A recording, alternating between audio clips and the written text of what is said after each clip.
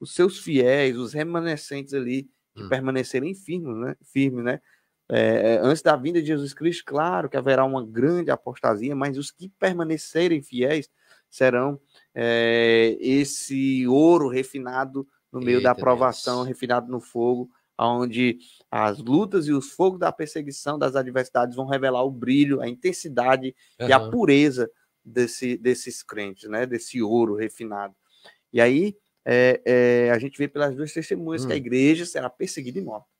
E aí, nesse contexto, que tentarão silenciar a igreja, que aquele governo mundial que vai estar naquele período, né, sobre a terra, com um líder só mundial, apoiado por uma falsa religião, achará que venceram ali, que silenciará a igreja.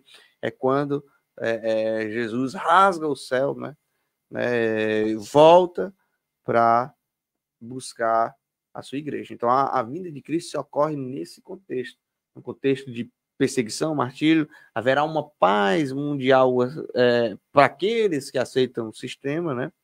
Aí eles estarão dizendo quem é como a besta, quem é como o falso profeta. Ele é a solução dos nossos problemas, né? Vai estar sendo venerado, adorado, esse líder que irá surgir. Mas, de contrapartida, enquanto o sistema e os seus adeptos estão ali em êxtase, né, pela solução dos problemas mundiais, a igreja vai estar em intensa perseguição. Então, será uma falsa paz por isso, né? Vai estar sendo perseguida como nunca houve perseguição. E aí, nesse contexto em que acharão que estão vencendo, silenciando a igreja, calando a voz daquela igreja, né, que é perseguida, a qual a própria Bíblia diz que não vão poder nem comprar, nem vender, por quê? Porque serão denunciados pelo seu estilo de vida, né, pelo aquilo que há dentro deles, o Espírito Santo, o selo da promessa, vão fazer com que eles sejam denunciados pelos próprios até vizinhos, familiares, né, parentes. Por isso que não vai dar para ir no comércio, porque se você for, você vai ser reconhecido como cristão, e aí você vai ser perseguido, morto, né? Porque aqueles que estarão com a marca da besta pensarão como sistema, né? Marca na testa é isso, e agirão pelo sistema. Mão direita é isso, é mão de trabalho. Eles farão justiça com as próprias mãos. Estarão tão distante de Deus que ligarão para governo, para vir prender, para vir matar, farão justiça com as próprias mãos, como acontece em alguns países, né, com essa falsa religião. Os radicais, né, islâmicos estão aí mostrando que a religião, em nome de uma religião, se mata, né? Grupos terroristas como Hezbollah, Hamas e outros em nome de uma religião, Estado Islâmico e tudo mais, em nome de uma religião, eles matam. Mão direita, ideológico, marca na testa. Então, quem aceitar também aquele sistema que estará implantado, que ele já opera, mas haverá uma personificação, uma pessoa só tomará para si todo esse poder que é político e religioso, as pessoas daquele tempo vão estar tão distantes, Diácono, que não se arrependerão. Depois das pragas caindo, a Bíblia vai dizer, e depois de tudo aquilo, de todo o castigo, todas as pragas caindo sobre eles, eles não se arrependeram e blasfemaram contra o Senhor. Aí será nesse momento a volta de Jesus? Isso, de uma intensa perseguição à igreja, lá no período final da grande tribulação, em que silenciarão a igreja, em que o anticristo estará sendo adorado, estará sendo personificado, porque a Bíblia vai dizer que antes que o filho da iniquidade se manifeste, Jesus não volta. Então, quando esse anticristo estiver no poder, reinando, exercendo, como é que eu posso dizer, opressão sobre a igreja de Cristo dos últimos dias, né, que será cuidada, guardada, poderosa, será cuidada e guardada na vida e na morte. Né? Morrendo ou vivendo, estarão com o Senhor. Né? Porque são os selados para passar por essa grande tribulação. Eles não renunciarão, eles não negarão a Cristo, eles morrerão em prol da causa do Evangelho. E na vida e na morte estão guardados. E aí, nesse período em que o sangue dos mártires clama, e aí Jesus vem com aquele que se apresenta, o cavaleiro do cavalo branco, aqui já no capítulo, depois da queda da Babilônia, que é a queda desse sistema, no capítulo 18, né? Sim. Nós vemos no capítulo 19 esse cavaleiro do cavalo branco, que é Jesus rasgando o céu e vindo com grande poder e glória, né? Como diz os anjos que testemunham para aqueles discípulos que veem ele subindo. Olha, esse mesmo Senhor que vocês veem hoje subindo, né? Porque olham espantado, homens galileus, esse mesmo que hoje vocês veem subindo no céu, vocês verão ele descendo com grande poder e glória. E essa vinda gloriosa é descrita aqui como esse homem no cavalo branco, né? Diz assim, olha, no versículo 11 do capítulo 19, o seguinte, ó, é o texto que eu separei para a gente ler. Viu o céu aberto e surgiu um cavalo branco, seu cavaleiro se chama Fiel e Verdadeiro, pois julga e guerreia com justiça. Seus olhos eram como chamas de fogo e em sua cabeça haviam muitas coroas. Nele estava escrito um nome que ninguém conhece a não ser ele mesmo. Vestiu um manto encarnado de sangue e sobre ele era a palavra de Deus. Os exércitos do céu, vestidos de linho mais fino, puro e branco, seguiam-no em cavalos brancos, e de sua boca saiu uma espada afiada para ferir as nações. Ele as governará com cetro de ferro e esmagará as uvas no tanque de prensar da furiosa ira de Deus, o Todo-Poderoso. Em seu manto, na altura da coxa, estava escrito o nome Rei dos Reis e Senhor dos Senhores. Então é esse Cristo glorificado que vem no cavalo branco e seu exército de anjos montado em cavalos brancos, essa visão gloriosa que João tem da volta de Jesus, quando acontecerem todas essas coisas, essas primeiras coisas que a gente já vem falando durante esses últimos programas. Louvado seja o nome do Senhor Jesus. Deixa eu mandar um abraço aqui para o nosso querido irmão Nen Silva, conectado com a gente. Ele diz graça e paz, Diácono Gildo e Pastor Jonas. Também quem está aqui com a gente é a nossa irmã Quitéria da Silva. Um abraço, minha irmã, que Deus seja contigo. Compartilha o nosso programa, você que está conectado com a gente. Compartilha aí com mais um irmão. Compartilha nos grupos do WhatsApp, no grupo da sua igreja. Mas compartilha. Elisângela Maria, nossa irmã Elisângela Maria, creio que seja a esposa do pastor Cordeiro, conectada aqui com a gente. Falando sobre o Apocalipse, né, pastor Jonas? Encerrando essa série de quase 2 meses já, né? Isso, estamos nos últimos capítulos, Isso, né, da capítulo história. 18 ao 22, hoje Isso a gente mesmo. vai falar. A gente já começou com essa pergunta da volta de Jesus Cristo, a gente entrou já no 19, né? Já estamos aí no capítulo 19. Isso. Então vamos lá, pastor. Depois da volta de Jesus, a gente vai ter quantos arrebatamentos? Vai ter alguns arrebatamentos. Não será só um? Vai ter alguns? Bom, boa pergunta, Diácono Gildo, porque a gente tem esse evento como evento principal, a volta de Jesus, né? E o evento das ressurreições, né? Que alguns podem pensar que é só uma ressurreição, né? Ali ressuscitará todos os mortos, e aí começará o juízo final, o julgamento, mas não é bem assim. Cronologicamente, a história do Apocalipse se dá depois da volta de Jesus Cristo com uma única ressurreição, né? Naquele momento da volta. Claro que serão duas, mas uma acontecerá num momento depois, que é um milênio, né? Um período milenar. E aí a gente pode falar um pouco dele daqui a pouco, mas a gente vai se até essa pergunta, né? Quantas ressurreições? Isso, quantas ressurreições? Então nós teremos na volta de Jesus Cristo uma, né? Nessa volta para buscar a igreja dele, para a ressurreição dos mortos em Cristo, né? Tanto é que eu separei aqui também, grifei um texto que está lá no capítulo 20, diz assim, ó, capítulo 20, verso 6, verso 5, e o 6 diz o seguinte, ó, esta é a primeira ressurreição. O restante dos mortos só voltou à vida depois que terminaram os 1000 anos. Então, ó, esta é a primeira ressurreição, e o restante dos mortos só voltou à vida depois que terminaram os 1000 anos. Então, na volta de Jesus Cristo, haverá a primeira ressurreição, né?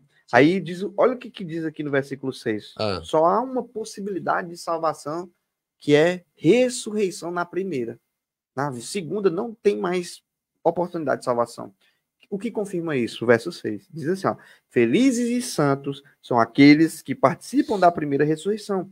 A segunda morte não terá poder algum sobre eles, pois serão sacerdotes de Deus e de Cristo e reinarão com ele por 1000 anos.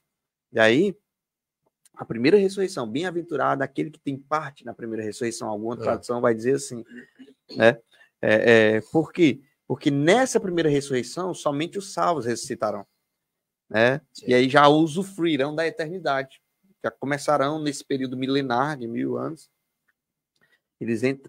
A igreja será glorificada aqui, né? É aqui que os salvos ressuscitarão, é aqui que a igreja será glorificada, é aqui que acontece o arrebatamento da igreja. Então a igreja será arrebatada nesse período aqui, nesse momento, no momento da primeira ressurreição. Em alguns textos vai dizer, ó, e nós que estamos vivos, não haverá o quê? Gente viva, salva, né, na terra. Jesus vai voltar, vai ter olhos que verão, né, vivos, sem experimentar a morte. Serão agraciados, né, porque não passarão por nenhuma morte, né? Mas aí a Bíblia vai dizer que nós que estamos vivos não precederemos que dormem. Todos, num piscar de olhos, serão transformados. E aí os mortos e os vivos serão transformados no corpo glorificado, um corpo agora santo, em que é semelhante ao que Cristo ascendeu aos céus, né? Um corpo agora glorificado, agora um corpo perfeito, semelhante ao de Cristo, né? E agora a gente encontra aqui o nosso Redentor e Salvador Jesus Cristo, face a face, é o que diz a Bíblia Sagrada, e nós nos encontraremos com ele nos ares, porque ele vem tomar para si, ele vem arrebatar, que é o significado da palavra é esse. Ele vem tomar para si a sua igreja, o seu povo, e nos ares nós nos encontraremos com ele, e esse milênio será no céu celestial, onde habita Jesus, onde habitam os anjos, né? E aí, nesse período,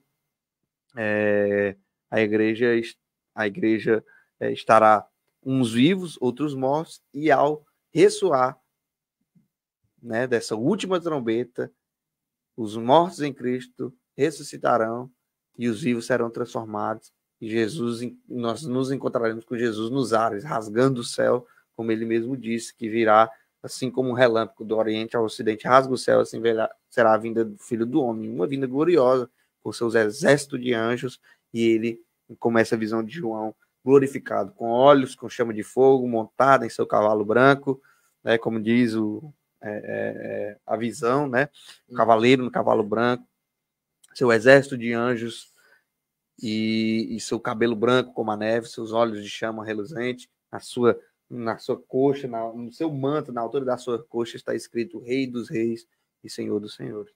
Então é esse Cristo glorificado que nós teremos o privilégio de encontrar face a face no dia da ressurreição e arrebatamento da igreja. Então a volta de Cristo marcará com esses dois eventos, ressurreição de Cristo e arrebatamento da igreja.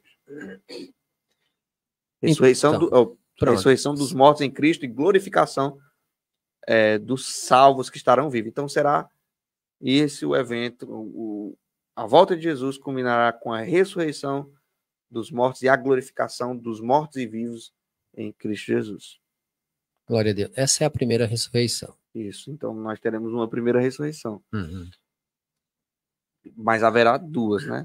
E outra depois do período milenar, que será agora não mais para salvação, mas para execução de juízo, né? E aí o texto aqui vai dizer, ó, bem-aventurado que tem parte na primeira ressurreição, pois a segunda morte não terá poder sobre eles. Por quê? Porque morreram só uma vez, né? Os que estavam sepultados morreram só uma vez. Vai ter gente que vai ter o privilégio de não passar nem pela morte, né? Mas aí na segunda ressurreição não vai ser assim. Todos estarão mortos, né? Por quê? Porque a terra ficará desolada, porque a ira de Deus continua caindo sobre os ímpios. A igreja agora está no céu e os ímpios receberão ali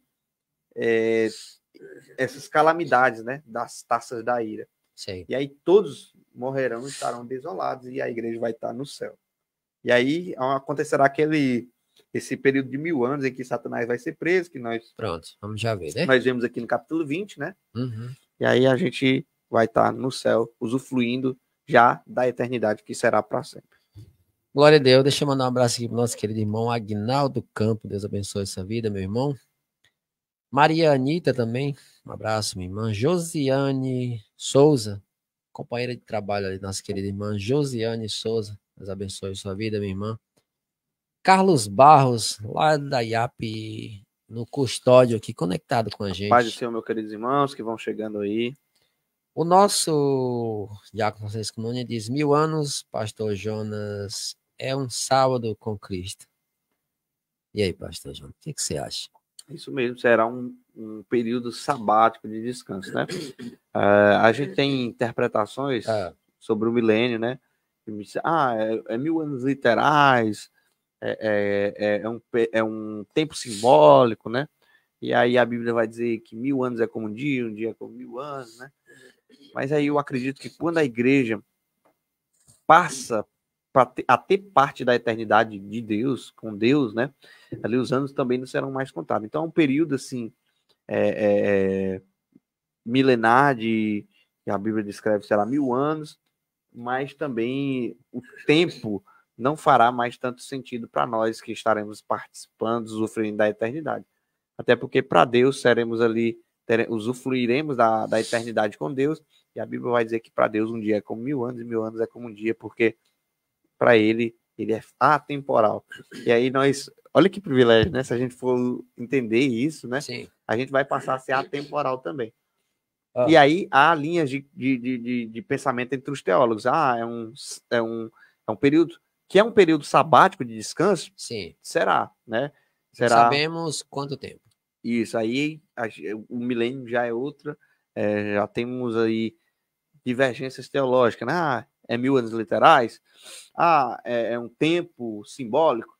E aí nós não temos essa certeza para dizer. Muitos vão lá naquele versículo, né? Que um ano. Isso, um ano é como mil anos é como um ano, e um ano é como se fosse um dia para Deus, né? Uma coisa que nós podemos ter certeza é que nós não será a nossa preocupação tanto de tempo, porque agora nós seremos eternos, né? Uhum. Lá no milênio nós seremos eternos, e se for para passar. Eu acredito.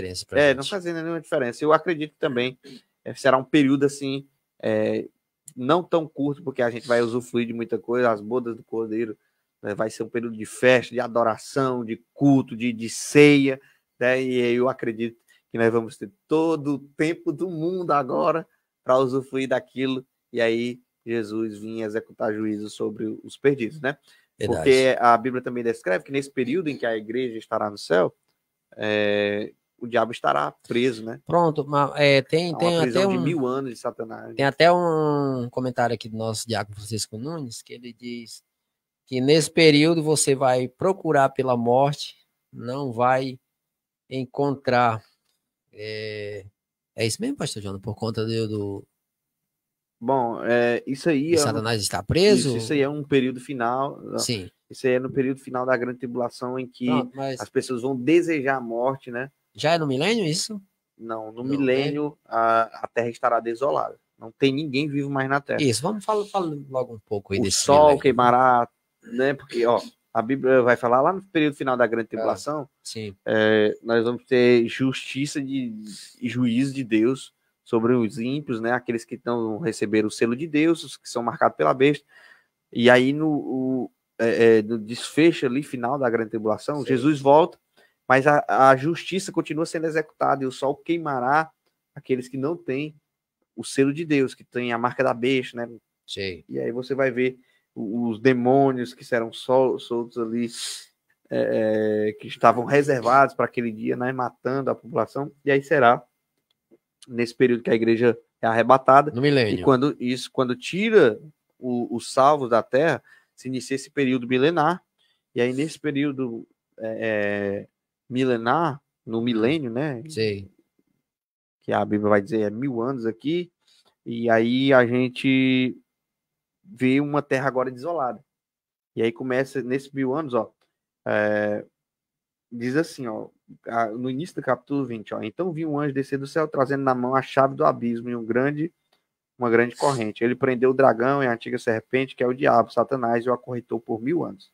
O anjo lançou no abismo, o fechou e pôs um lacre na porta, de modo que não pudesse mais enganar as nações, até que terminasse os 1000 anos. Depois disso, é necessário que ele seja solto por um pouco de tempo. Então, vamos ver que o diabo será solto, não terá mais como enganar... o diabo será preso, não terá mais como enganar as nações. E essa prisão é o quê? Uma prisão física? Não.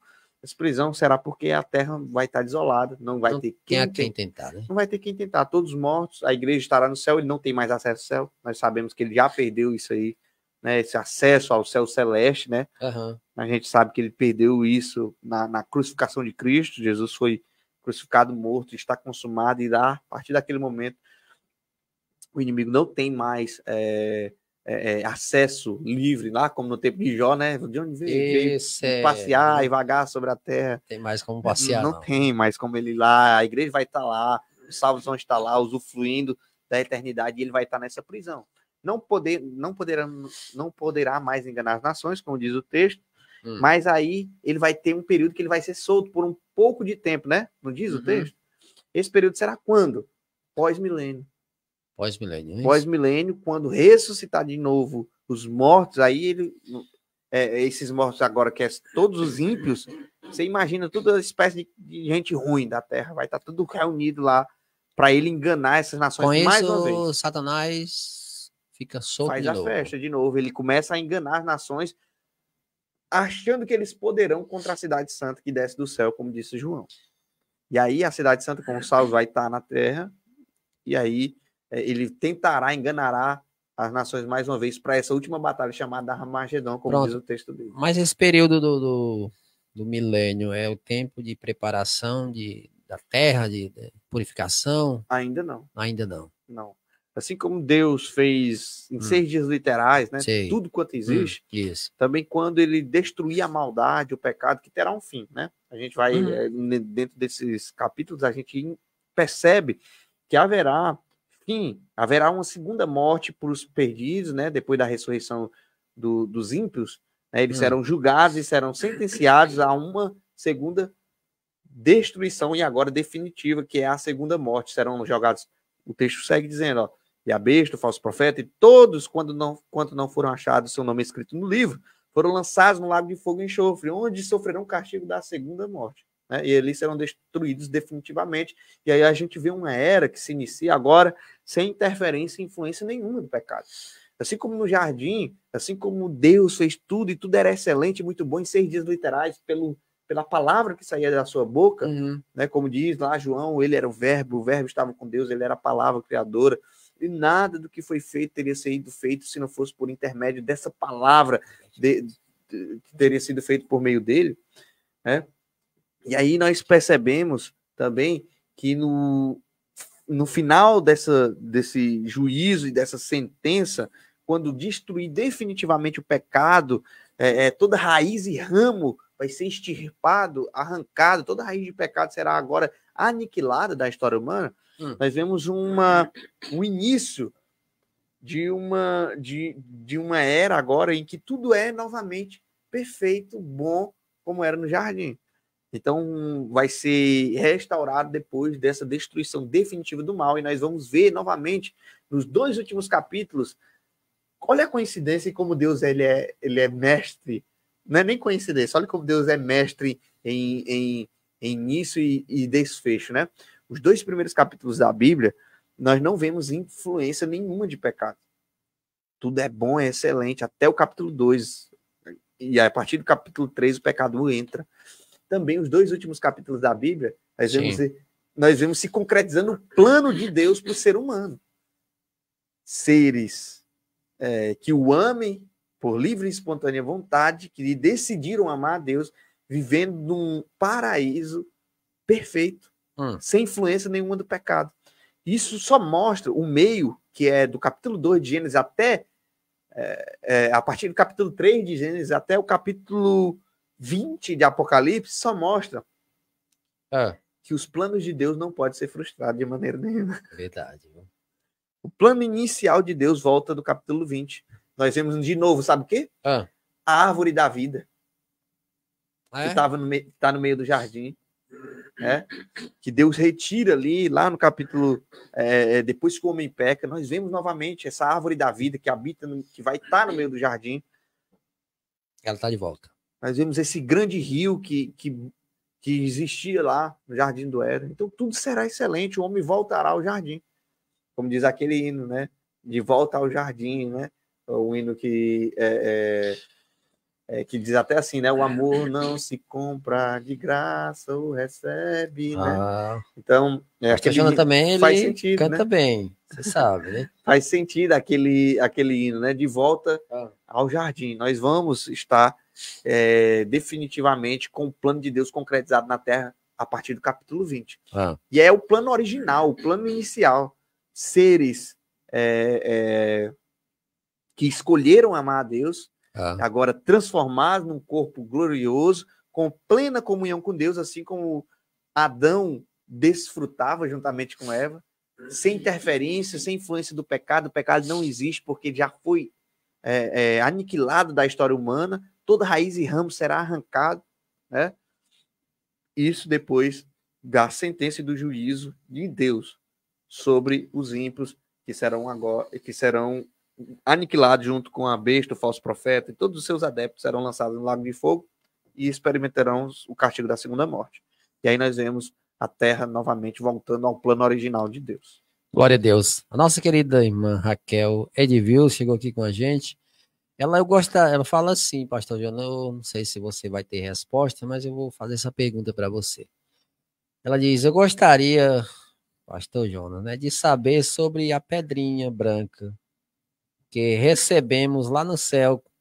Ouvi falar dela quando criança, pastor Jonas. Essa pedrinha branca. A gente vê em Apocalipse que Deus nos dará, sim, cada um receberá uma pedrinha branca que só Deus sabe o nome, né? Então, rapaz, é porque assim, Raquel de Vias é bênção, é interessante, é muito bom esse tema, porque a gente vê isso no contexto judaico, quando existe uma absolvição, né? Sei. A absolvição era o quê? Uma pedrinha branca. Você recebia nos tribunais judaicos uma pedrinha branca, que significava que você estava absolvido. Entendi. Né? Então, lá no contexto judaico, né? E por isso que os cristãos entendiam aqui, né?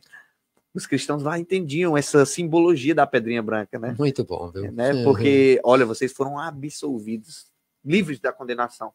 Glória. Então, no tribunal judaico recebia-se uma pedrinha branca na absolvição. Mas é interessante que dá um detalhe peculiar nessa passagem, né, que diz da pedrinha branca, diz o seguinte, olha, só Deus saberá só Deus sabe o nome que está escrito, o nome numa pedrinha branca, né? Só Maravilha. Deus sabe o nome. Então nós estamos ali vendo que Deus, assim como ele chamou a Jacó e mudou o nome para Israel, né? Essa é a sua verdadeira identidade, Jacó. Assim como Jesus chama Cefas e Pedro, né? Ele muda o nome de pessoas, nós vemos o nome de muitos serem mudados, né?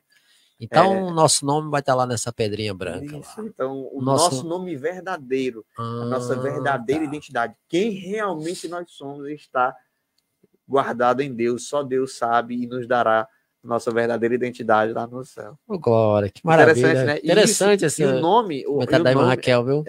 E o nome, ele é muito relacionado à nossa história aqui na Terra. É por isso que há também uma doutrina que é muito pouco falada, a doutrina do galardão. Sei, o galardão é o prêmio, é a coroa, é aquilo que nós acumulamos de tesouro no céu. Jesus nos diz o seguinte, olha, você só sai para o quê? Para acumular tesouros nos céus. Porque a traça, lá... né? A ferrugem come, não é isso? Então, essa doutrina é a doutrina do galardão. Entendi. Né? Então, nossa posição, ou eu não vou nem falar de grau de importância, porque Jesus ensina aos seus discípulos que todos no reino de Deus são iguais, né? Mas nós vamos falar do nosso galardão, a nossa recompensa, né? Talvez, eu não sei, seja um lugar mais perto do trono de Deus lá nas mansões celestiais, outro mais distante, eu não sei qual é o galardão. Eu sei que há um prêmio maior e menor para alguns. Aleluia. Né? A Bíblia não vai ensinar a doutrina do galardão. Né? Grande é o galardão daqueles que foram martirizados por amor a Cristo. Grande é o galardão de Paulo, de Pedro, de Tiago, de João. E nós também teremos o nosso. E a nossa verdadeira identidade, né? Deus vai nos dar. Ele mesmo vai mudar o nosso nome, porque o nome de Jonas, né, Gildo, foi o que nossos pais nos deram aqui. Mas quem diz quem nós somos, é a nossa história aqui nessa terra e o nosso nome, e Deus nos dará naquele grande dia. Glória Então a é Deus. essa a história da pedrinha branca com o nome. É a pedra da absolvição com sua verdadeira identidade. Você foi absolvido, mas também foi chamado pela sua verdadeira identidade. Boa, irmã Raquel de Vils. Muito bom, né? Ela diz assim, no estudo de ontem, quando Deus estava criando o mundo, ele também criou os anjos. É isso, pastor Jonas? Quem foi que fez essa pergunta? A irmã Raquel, ela fez esse comentário, né? Ela disse Isso. que estava no estudo ontem e teve esse comentário de quando Deus estava criando o mundo, diz que ele também criou os anjos. Né? Certo. Em algum momento da história, a gente pode, na teologia, há essa liberdade para a gente pensar, né? E a gente teologar, né? Conversar sobre esses assuntos. Em algum momento da história, os anjos verdadeiramente foram criados, né? E aí, a Bíblia vai dizer que a terra era sem forma e vazia e tal, e aí Deus começa a criar a terra. Mas ali é o habitat para os seres humanos, né? Sim. E aí a gente vê que há um período em que a Bíblia descreve em que há também a queda desses seres angelicais lá no céu. Sim. E aí eles são lançados, aqueles que se rebelaram, né, são lançados para baixo, e já existe ali, e eles são lançados na terra, né?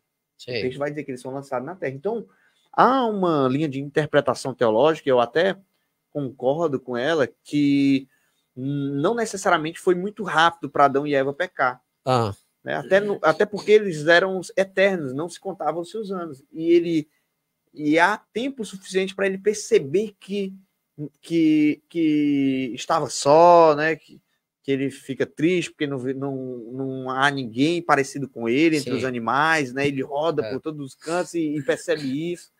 E aí Deus cria a mulher e não se sabe quanto tempo da criação para a queda. Mas eu acredito que há um espaço de tempo em que nesse espaço de tempo da criação da terra para os seres humanos, o habitar, porque Deus é assim, ele cria primeiro o habitar, né? Deixa tudo perfeitinho, a casa do ser humano, e coloca o homem no jardim, cria o homem no sexto dia da criação, depois descansa para nos dar o exemplo. E aí a gente percebe que há esse espaço de tempo entre a criação e queda. E nesse espaço de tempo entre a criação e queda, muitos teólogos, eles concordam que os anjos foram criados também nesse espaço de tempo. E há também, dentro desse espaço de tempo, a liberdade que os anjos tinham no céu, né? De entenderem a questão de posição, né? De cargos, né? Porque os anjos, o anjo, aquele que é o mensageiro, aquele que tem um propósito específico, eles são servos, né? E aí tem uma hierarquia lá do angelical em que a Bíblia diz, eu acredito que é em Ezequiel que vai falar, né? Ele era querubim ungido, né? E tal, e aí o inimigo tem aquele plano de tentar ser igual a Deus na sua mente, né? Isso. E aí tenta enganar ele engana uma terça parte dos anjos, e aí são lançados para baixo na terra. E aí logo depois desse episódio que eles são lançados na terra, a gente vê há muita especulação sobre isso, né? Muitos vão dizer que depois desse lançar na terra houve o dilúvio, né, e tal, ou a extinção do dinossauro, mas para mim, minha linha de interpretação sobre esse negócio, ele foi lançado na terra. De fato, foram lançados na terra, aí eles tentam agora também desvirtuar o ser humano, porque ele desvirtuou uma terça parte, ele tenta também arruinar o plano de Deus para o ser humano, né, que era a coroa da criação.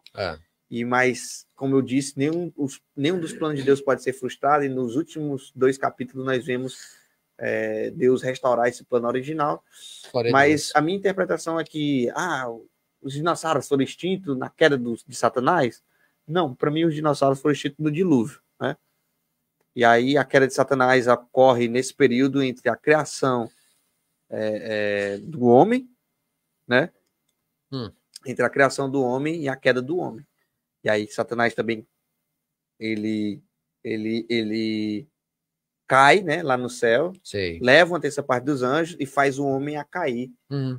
Não sabe quanto tempo depois da sua queda no céu, mas em algum período ele passa ali rodeando, espreitando, vendo a comunhão que Deus tinha com o homem e ele havia perdido, e ele disse, eu vou estragar isso aí, eu vou tentar interferir nos planos, né? E aí ele tenta a Eva cai, e aí entra o pecado na humanidade.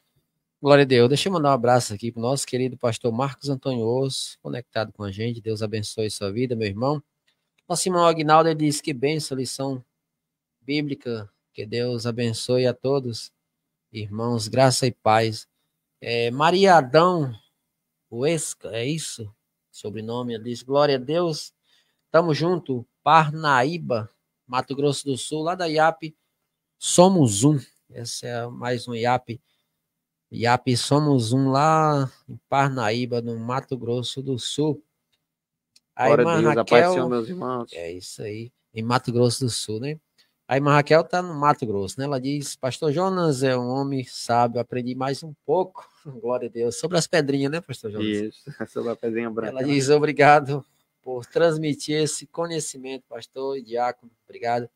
Irmão Francisco Nunes, diácono Francisco Nunes diz, com toda certeza esse estudo está sendo escrito no livro da vida. Glória a Deus, louvado seja o nome do Senhor Jesus.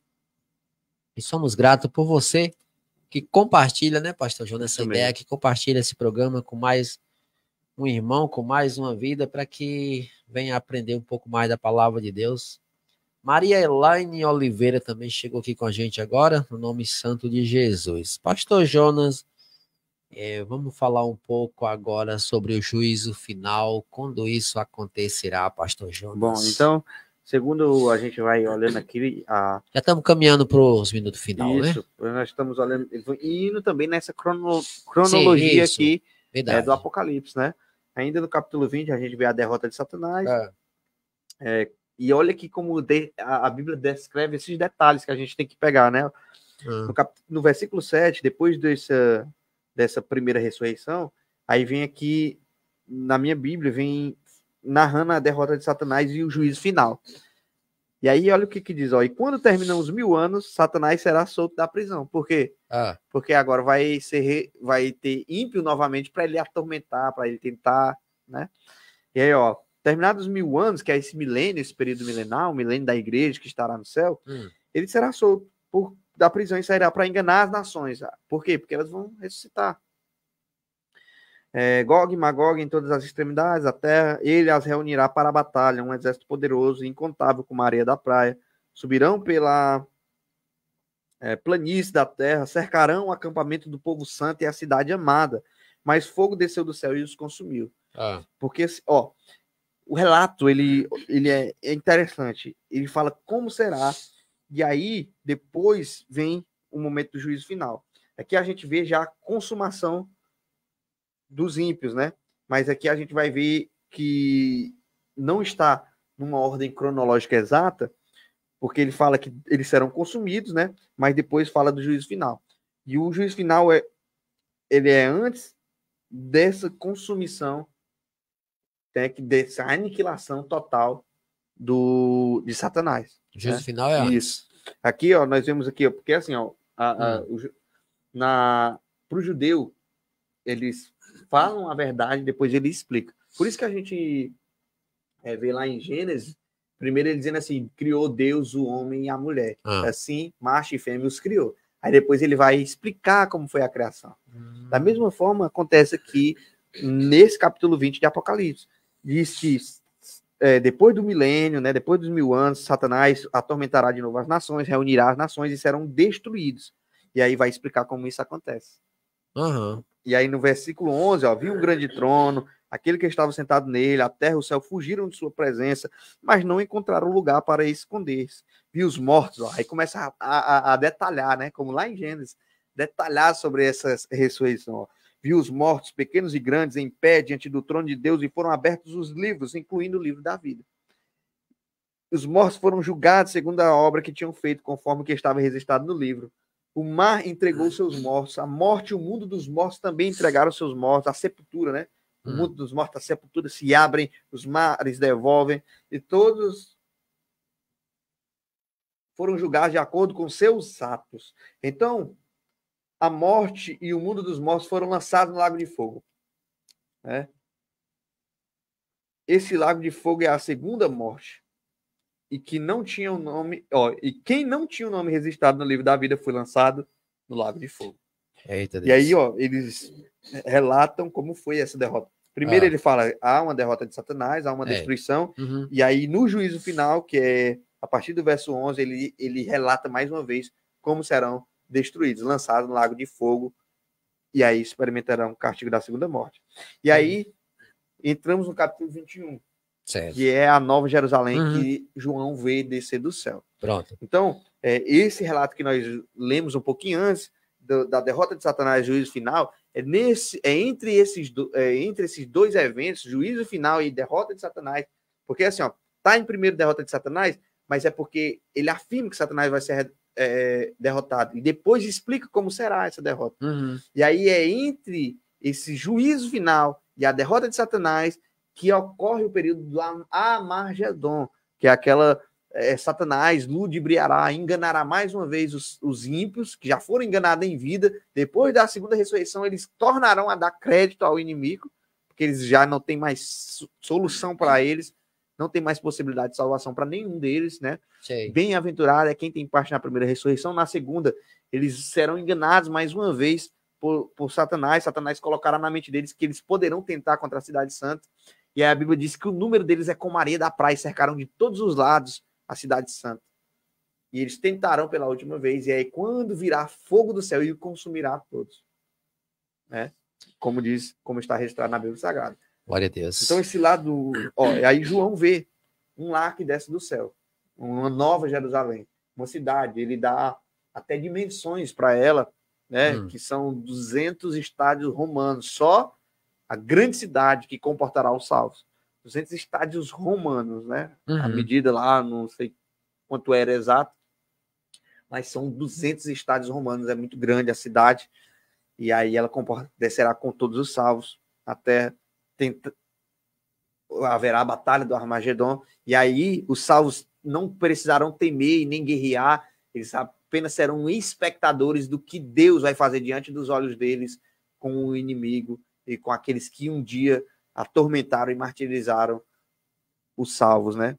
Então aí Deus vai, diante dos olhos de todos os salvos na Cidade Santa, eles apenas olharão, eles apenas verão o desfecho de todos os ímpios, o seu aniquilamento total. E aí, nessa Nova Jerusalém, como João diz, toda lágrima será enxugada, não haverá mais dor nem choro, novo céu, uma nova terra. Começa dizendo isso. Depois de tudo isso, né? Do fogo consumir aqueles que estão em torno da cidade santa, João vê um novo céu, João vê uma nova terra, pois o primeiro céu e a primeira terra serão passados. Né? Aleluia. Já não existem. O mar também não existia. E vi a cidade santa, a Nova Jerusalém, que descia do céu da parte de Deus, como uma noiva bela, belamente vestida para o seu marido. Ouvi uma forte voz que vinha do trono e dizia: vejam o tabernáculo de Deus entre os homens. Deus estará no meio do seu povo, e Deus habitará com eles, e eles serão o seu povo. O próprio Deus estará com eles, e ele lhes enxugará dos olhos toda lágrima. Não haverá mais morte, não haverá mais tristeza, nem choro, nem dor. Todas essas coisas passaram para sempre. E aquele que estava sentado no trono disse: vejam, faço nova todas as coisas. Glória. Então Deus restaurará, renovará a terra, novos céus, nova terra. Aleluia. E aí a gente vê agora o plano de Deus original se concretizando.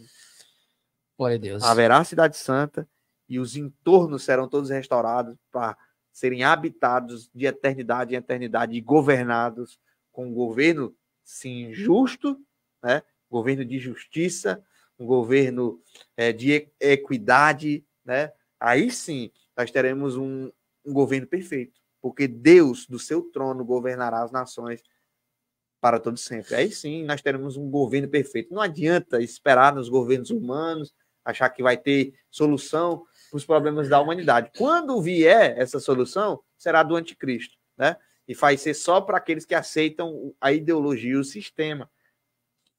Mas agora Glória a não. Deus. O de Cristo será consumado, definitivo, perfeito. E aí a Bíblia vai dizer que o leão pastará com a ovelha e uma criança conduzirá os dois. Olha que coisa linda, que coisa tremenda. Os animais voltarão a ser herbívoros como eram, né? O leão pastará com a ovelha, ó, vai voltar a comer mato, capim. Todo mundo amigo. Como era lá antes do dilúvio, né? É Até antes do verdade. dilúvio, os animais eram Todo. todos herbívoros, né? É Não havia morte, ninguém matava, comia carne. Verdade. E aí os animais voltam, o leão a pastar com a ovelha e uma criança conduzirá os dois. Que coisa Aleluia. Verdade.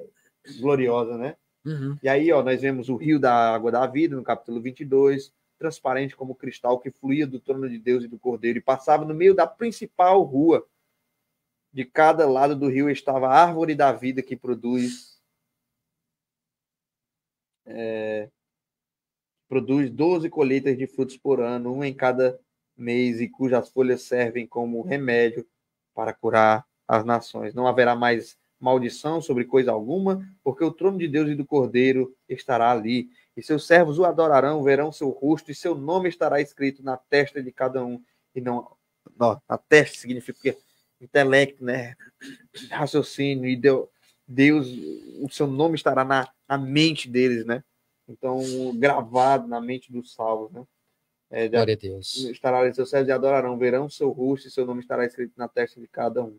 E não haverá noite, não será necessária a luz da lâmpada nem a luz do sol, pois o Senhor, Deus, brilhará sobre eles e reinarão para todo sempre. Então o anjo me disse, tudo que você ouviu e viu é digno de confiança e é verdadeiro. O Senhor, o Deus dos espíritos dos profetas, enviou seu anjo para dizer aos seus servos o que acontecerá em breve. Glória a Deus. Esse é o milênio, né? Esse aqui já é pós-milênio. Pós-milênio. Aqui já é eternidade. Terra transformada. Novo lar dos remidos, que vai ser a terra restaurada. Uma cidade santa no meio. E agora, todas essas primeiras coisas, todas essas mazelas que o pecado trouxeram à humanidade. Passou, né? Serão passado agora. E o futuro será um futuro glorioso e eterno, a qual nós só temos esse comecinho, porque o resto será escrito, o resto da história será escrito quando nós estivermos nele, né? Aleluia. Deixa eu mandar um abraço aqui para o nosso irmão Francisco Vieira, conectado com a gente. Gleidson Alves, Deus abençoe a sua vida, meu irmão. Pastor Cordeiro da Assembleia de Deus, Nova Aliança, conectado aqui com a gente. A irmã Raquel diz que antes ouvia falar, quem lesse o livro de Apocalipse ficava doido. Isso é mentira do diabo, né, pastor Jonas? Fica não, fica esperançoso, né? Doido, fica, não. Né? Tem muita gente que tem medo, né, pastor Jonas? Porque não entende a simbologia, não procura então, conhecer da literatura profética, né? É uma literatura apocalíptica, profética, tem simbologia, e a gente tem que conhecer o que representa cada símbolo, cada imagem, não assusta, né? pastor. Não assusta. Não, né? A imagem lá da besta de 7 cabeças e 10 chifres, porque não é um dragão literal, ali fala de reino, poder, né? É governante. É verdade. E aí por isso que tem essa simbologia, justamente para que quando se falasse desses governantes, né, eles não entendessem, só quem entendesse era o povo de Deus, para que senão a perseguição e a tentativa de destruir o livro ainda seria maior do que já foi, né? E Deus, para preservar o livro e a mensagem do livro, essa profecia, ele resista com uma linguagem diferente, que somente só os cristãos daquela época poderiam entender. Glória a Deus. O irmão nem diz, glória a Deus, que conhecimento maravilhoso, pastor Jonas. Glória a Deus. Deixe-me ver aqui, tinha uma pergunta aqui, deixa eu voltar aqui atrás. Do nosso querido irmão Júlio, ele pediu, pastor Jonas, antes que a gente conclua, para você falar mais um pouco sobre aqueles 144 mil. Bom, você os 144 mil a gente falou em alguns programas passados, mas só para relembrar, não é um número exato, aqueles 144 mil é uma representação, um número simbólico de todos os salvos, né? Todos os salvos por isso que faz uma contagem, 12 mil de uma tribo, 12 mil de outra, 12 mil de outra, 12 mil de outra tribo, representando ali totalidade, é a totalidade dos salvos. Então, 144 mil serão todos os salvos, né, diante do trono de Deus, que serão, que a gente vê lá naquela visão dos 144 mil, né?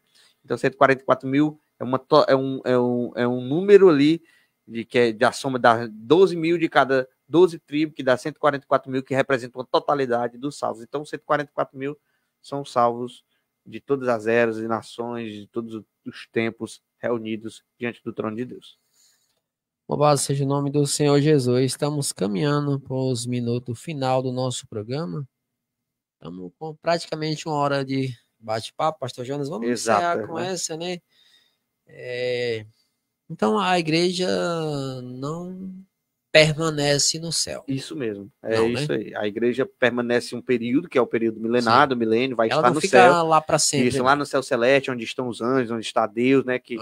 Mas o lar definitivo dos cristãos será nessa mesma terra. Só que purificada. Purificada, restaurada, toda raiz e ramo de pecado será definitivamente aniquilado. E o plano original de Deus acontecerá, né? Porque os planos de Deus não podem ser frustrados. O meio da Bíblia, do capítulo 3 de Gênesis até o capítulo 20 de Gênesis, tirando os 2 primeiros capítulos, os 2 últimos capítulos da Bíblia, nos mostra que o meio da história toda é só para dizer o seguinte: o plano original de Deus vai se concretizar.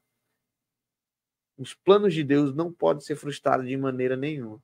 E aí o que Deus planejou para a história da humanidade acontece. E nós vemos isso lá no Apocalipse do capítulo